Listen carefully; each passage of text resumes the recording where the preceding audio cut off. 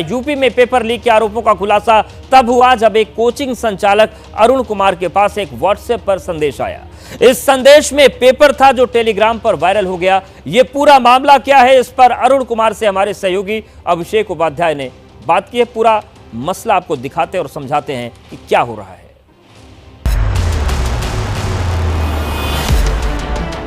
UP में paper leak कांड सुर्खियों में है और सुर्खियों में होने की वजह यह है कि हजारों छात्रों का भविष्य अधर में है। एक के बाद दूसरे जो पेपर लीक हो रहे हैं, उन्होंने ये सवाल खड़ा कर दिया है कि आखिरकार ये कौन सा तंत्र है जो समानांतर चलता है, जो इस तरह से पर्चे लीक करवाता है और एक के बाद एक जो मामले सामने आते हैं और जो हजारों नौजवान हैं वो बेबस निगाहों से ताकते रह जाते हैं। इससे जुड़ा एक अहम मसला ये है कि ये जो पुलिस भर्ती का मामला है, पुलिस भर्ती में जो पेपर लीक की बात सामने आई है, ये शुरुआत कहां से हुई, हम उसकी जड़ में जाने की कोशिश करेंगे और कोशिश करेंगे ये समझने की कि आखिरकार ये पेपर लीक कराने का सिस्टम कैसे काम करता और कैसे ये जो तमाम जो तंत्र है उस तंत्र को धता बता देता है। हमारे साथ में अरुण सर हैं, अरुण सर रीजनिंग, ये नाम इसमें बहुत चर्चा में। एक टेलीग्राम चैनल है, अरुण जी हमारे साथ हैं और ये टेलीग्राम जो चैनल है अरुण सर रीजनिंग के नाम से, उसी टेलीग्राम चैनल पर सुबह के वक्त में जिस दिन यूपी पुलिस भर्ती परीक्षा होती है, एक लड़के ने एक पर्चा भेजा, एक पेपर भेजा और ये कहा कि यही पेपर आज आने वाला है। और हमारे साथ जो हैं अरुण जी, इन्होंने जब उसका मिलान किया, जब इन्होंने चेक किया कि क्या वाकई ऐसा हो रहा है, तो दिन बीतते बीतते इनको समझ में आ गया कि जो इनके पास सुबह आ गया था वही दूसरी पाली में हजारों नवयुवकों की तकदीर तय कर रहा था, यानी कि वो लीक हो चुका था। आप जरा मुझे संक्षेप में समझा दीजिए कि कैसे आपके टेलीग्राम चैनल पर एक पेपर आता है, कौन भेजता है, जरा उसको समझा दीजिए, फिर आगे बढ़ते हैं। व्हाट्सएप पर आता है जी, व्हाट्सएप पर आपके आता है जी। 18 तारीख थी और उस दिन जो है सुबह की 8:57 का समय था। उस दिन परीक्षा यूपी पुलिस कांस्टेबल की पहली शिफ्ट में होनी थी जिसका समय था 10 से 12। मेरे पास 8:57 पर एक छात्र का व्हाट्सएप पर मैसेज आया और उसने कहा कि सर ये पेपर काफ़ी वायरल है और ये पेपर बताया जा रहा है कि 18 तारीख की प्रथम पाली का है जो परीक्षा अभी होनी है 10 से 12 में। मैंने उसको अपने टेलीग्राम के माध्यम से उसको शेयर किया, जो स्क्रीन पे आप देख पा रहे होंगे। तो मैंने वहाँ पे बताया कि ये जो प्रश्न पत्र बताया जा रहा है ये 18 तारीख की यूपी पुलिस कांस्टेबल प्रथम पाली का बताया जा रहा है, लेकिन मैं इस बात की पुष्टि नहीं करता। मैं इस बात की पुष्टि तभी करूँगा जब मैं प्रत्यक्ष रूप से इन क्वेश्चन का मिलान कर लूँगा। परीक्षा पूर्ण हो गई, उसके बाद जब मैंने क्वेश्चन पेपर बच्चों से लिया, मिलाया, तो उसमें से कोई भी प्रश्न मैच नहीं कर रहा था। तो मैंने सोचा कि किसी ने मजाक किया है और हमने अपने दावों को खारिज भी किया और उस पर टेलीग्राम पे मैंने वो पोस्ट भी डाली। लेकिन सबसे बड़ा आश्चर्य तब हुआ कि जब शाम हुई और शाम को 3 से 5 की शिफ्ट में जो पेपर हुआ, वो पेपर जो निकला वो वही निकला जो मैं टेलीग्राम पर ऑलरेडी डाल चुका था। यही रुकते हैं, आपने कहा वो पेपर वही निकला जो कि आप टेलीग्राम पर डाल चुके थे। अब आपको दिखा देते हैं कि अरुण जी के व्हाट्सएप पर कौन सा पेपर आया था और वो कैसे ओरिजिनल पेपर से मैच कर रहा था। यहां पर दिखाइएगा। अब देखिए यहां आपको 2 तस्वीरें दिखाई पड़ रही हैं। एक तस्वीर अरुण जी, मेरे ख्याल से ये आपके व्हाट्सएप पर आया था। जी हाँ, ये मेरे व्हाट्सएप पर आया था जी, और ये एक ओरिजिनल पेपर है। हाँ, इसी को मैंने टेलीग्राम पे भेजा था। कितने बजे आया था आपके पास? 8:57 पे। 18 तारीख जिस दिन परीक्षा थी उस दिन सुबह 8:57 पर आपके पास ये आया था। किसी अनजान छात्र ने भेजा था। तो जांच का विषय ये भी है कि जब छात्रों तक ये पहुंच गया और छात्र ने मुझे भेजा है तो उससे पहले भी वो बड़े पैमाने पर वायरल रहा होगा। आप वहां पे देखिए, जांच का विषय ये भी हो सकता है कि जब आप ये किसी आपका को है, स्कैन करते हैं हाँ। तो ऑटोमेटिकली एक कोड जनरेट होता है, वो है 2024 फरवरी और 16।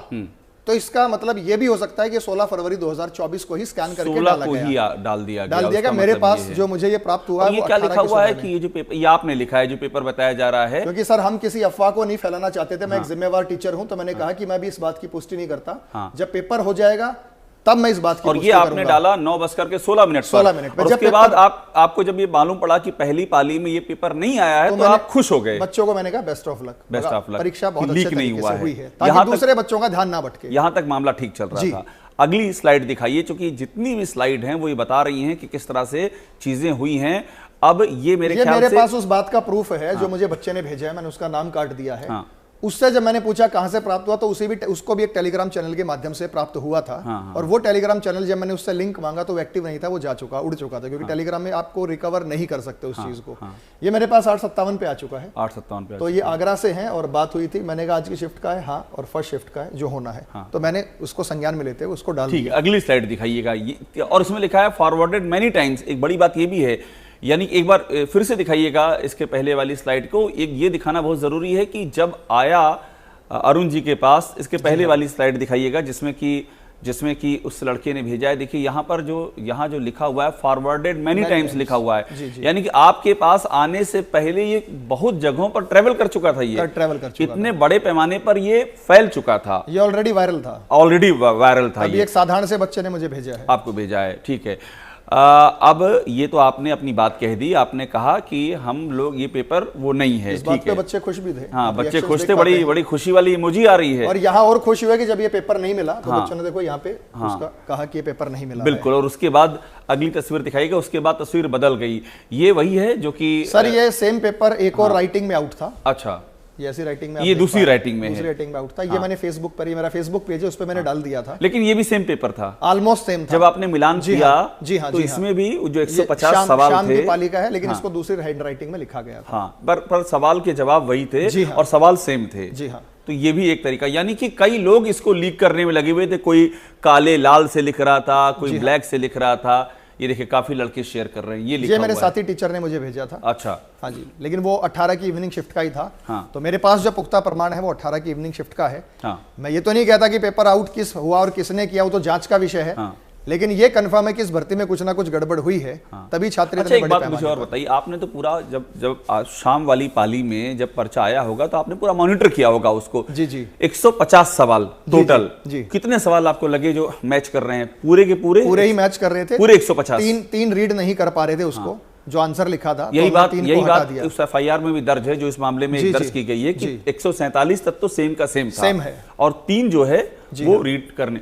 तो 100 मतलब जिसको ये हाथ लगा होगा और अगर ये पकड़ा नहीं जाता तो वो तो 147 150 में एकदम क्लियर कर चुका, मतलब मेरिट काफी ऊपर जाएगी। 140 प्लस वो बच्चा अटेम्प्ट करके आएगा, वो करके आएगा। कंपटीशन फिर एक तरफा हो जाता है। हाँ, इसमें भी हम देख रहे हैं कि जिस तरह से इसमें सवाल मैं मैच कराता हूँ सर। यहाँ पे आप यहाँ पे क्वेश्चन नंबर जो है, मैं सवाल यहाँ पे मैच कराता हूँ। तो क्वेश्चन नंबर 130 पर रीड करते हैं। यहाँ क्वेश्चन नंबर 130 ये रहा। एक निश्चित कोड भाषा में ज़ेब्रा का कोड ये है, तो टॉर्च का कोड उसके लिए क्या होगा? ये कोडिंग डिकोडिंग से सवाल है, मेरे रीजनिंग सब्जेक्ट का ही है। इसका जवाब वहां पे आपको 60 नंबर सीक्वेंस पे दिखाई देगा। 60 नंबर पे नजर डालिए। 60 पे, हाँ। एक निश्चित कोड भाषा में क्या लिख दिया? LGISX, और ये इस ऑप्शन में यहाँ पे आपको दिखाई दे रहा है, ये ऑप्शन है। हाँ, उसका उत्तर आपको वहां पे मिलेगा। बिल्कुल। उसके बाद आप और भी जांच करना चाहे तो इसमें क्वेश्चन नंबर 131 पर आप नजर रखते हैं। डायरेक्शन से सवाल है 131 का, जो वहां पे आपको सॉल्यूशन नंबर 64 में दिखाई देगा। 64 को पढ़िएगा। प्रदीप पूर्व से पश्चिम की ओर 8 किलोमीटर चला। यानी ये शुरुआत होगी सवाल की। पूर्व से पश्चिम की ओर 8 किलोमीटर चलता है। और उसका उत्तर आपको पढ़िए, वहां क्या दिखाई दे रहा है? उत्तर पश्चिम आपको यहाँ पर दिखाई दे रहा है। और देखिए ये जो लाल पेन से लिखा है, ज्यादा ढूंढने में दिक्कत ना हो। जी हाँ, अलग से हाईलाइट देखेगा उसको हाईलाइट हो जाएगा कि उत्तर क्या है। सर यहाँ पे जो ये मुझे लिखाई लग रही है, ये किसी अभ्यर्थी की ही लिखाई है। अच्छा। जिनको बहुत पहले किसी ना किसी मॉडल में मिला गया होगा। अब ये जब पेपर आउट करता तो होने को तो फोटो भी खींच सकते थे, वो एक आसान जरिया था। लिखा ही क्यों उन्होंने? फोटो खींचते तो समय भी बचता। तो मेरे ख्याल से उसका मुख्य मकसद यही होता है कि अगर आप एज इट इज हूबहू फोटो खींचेंगे तो एक पक्का प्रमाण माना जाता है। जबकि आप क्वेश्चंस को देते हैं तो उसको मिलाने में, उसको चेक कराने में उसमें थोड़ा समय लग सकता है कि ओरिजिनल से मैच करेगा या नहीं करेगा। बिल्कुल। तो ये किसी ने बड़ी फुर्सत से लिखा है। इसमें तो हैंड राइटिंग वाला का एक क्यू भी है कि हैंड राइटिंग है। अगर पकड़ा जाए तो हैंड राइटिंग वाला ही पकड़ा जाएगा। आखिर में आप इस बात का जवाब दे दीजिए संक्षेप में कि आपका जो तजुर्बा है वो क्या कहता है कि कैसे इसको रोके? ये बहुत महत्वपूर्ण है। जी हाँ, उसका क्या तरीका होगा? सर रोकने के लिए सबसे मुख्यतः क्या होता है कि अगर ये बार-बार लीक की बातें सामने आ रही है, एक बार की बात नहीं है ये। देखिए सर, सबसे बड़ा काम तो है कि एग्जाम को ऑनलाइन करें। मैं ये नहीं कहता कि ऑनलाइन 100% सेफ है, लेकिन मैं जरूर कहता हूं कि 95% वो सेफ है। ऑफलाइन को कैसे सेफ करें? ऑफलाइन को सेफ करने का सर एक तरीका है, वो है कॉमन एलिजिबिलिटी टेस्ट, सीटी। यूपी में भी यूपी पैट के वो लागू किया गया है, लेकिन यूपी पैट में पुलिस की भर्ती को शामिल नहीं किया। तो हम एक इसी प्रकार का यूपी पैट टेस्ट ऑर्गेनाइज कर लें, चलो मान लीजिए वो भी लीक हो गया, लेकिन कम से कम उसमें जो कैंडिडेट सेलेक्ट हुआ या पास हुआ होगा वो आगे जाके एक और एग्जाम देगा, एक लेयर और होगी उसको जांचने एक लेयर और होगी उसको जांच करने के लिए, तो वहां पे उसकी स्क्रूटनी हो जाएगी। अगर 50 लाख कैंडिडेट्स में से 5 लाख उसमें से जो है छांट लिए गए और 5 लाख अगले लेवल पर जाएंगे तो उसमें जो है भर्ती का चांसेस काफी फेयर होंगे। अरुण जी हैं, ये बता रहे हैं कि आखिरकार किस तरह से हम इस पूरे इशू को कैसे टैकल कर सकते हैं, और जो चीजें बता रहे हैं उसमें यह भी महत्वपूर्ण है कि ये जो शुरुआत हुई है जिसको लेके इतना हल्ला हंगामा है, शोर है, राजनीतिक घमासान है, हजारों युवाओं का भविष्य अधर में लटका हुआ, वो आंदोलन कर रहे हैं, आखिरकार वो शुरुआत कैसे हुई है। और इनकी बातचीत से बहुत कुछ ऐसा है कि जिस पर अगर जांच की जाए, जिस पर अमल किया जाए, तो क्या पता जो असली आरोपी हैं वो भी पकड़े जाएं और कोई रास्ता भी निकल सके और जो हजारों विद्यार्थी हैं उनका भविष्य बर्बाद होने से बच सके।